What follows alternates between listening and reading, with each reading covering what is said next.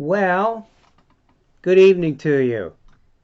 It's Thursday night, and I told you I would be trying to do some Bible studies with you and send you some encouraging things to hear and to view while we're locked down.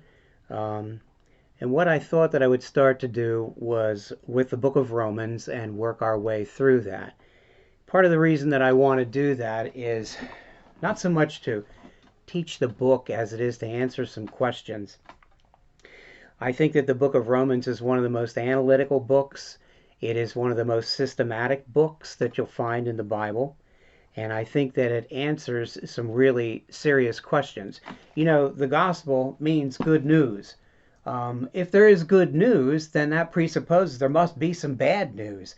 Well, the book of Romans starts out helping us to understand what the bad news is and how bad the news really is that is bad. That bad news that the apostle writes about, the apostle Paul, in the book of Romans, especially in the first two chapters and possibly part way into the third, he shares with us how we have gotten into the mess that we're in. We, as humanity, have a cesspool here that we're living in.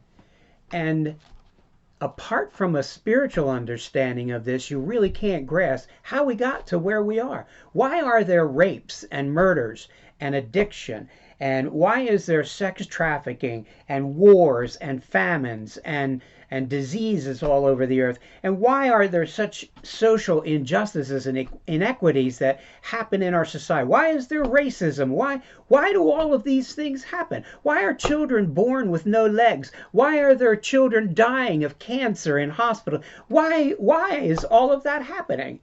And if you tell people, well, God loves you, well, if that's your God and he's the one that's doing the loving and this is what we have as a result of God loving us, I don't think I want anything to do with that. Can you blame them? Those figures don't add up. That comes out to 1 + 1 = 3. If God is love, why are all of these things happening?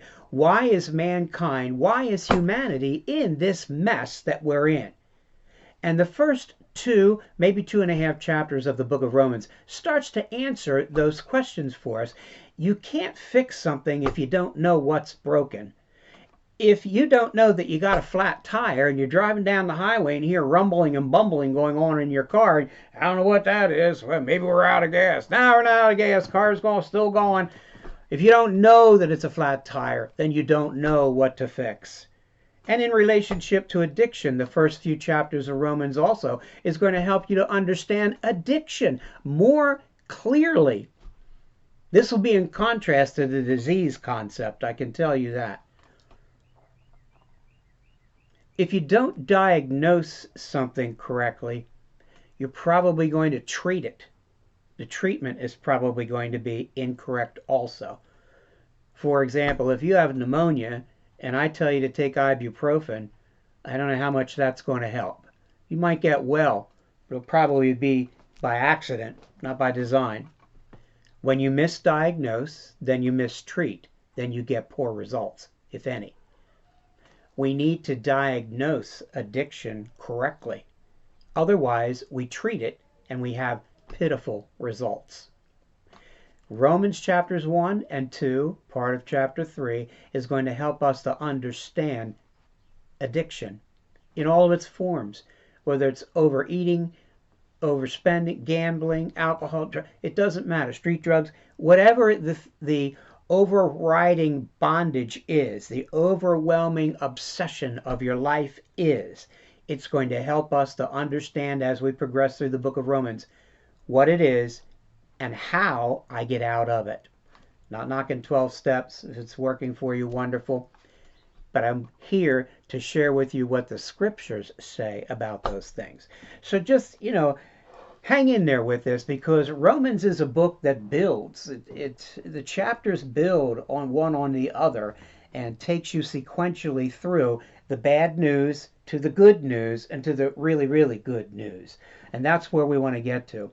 And this book is a very systematic book.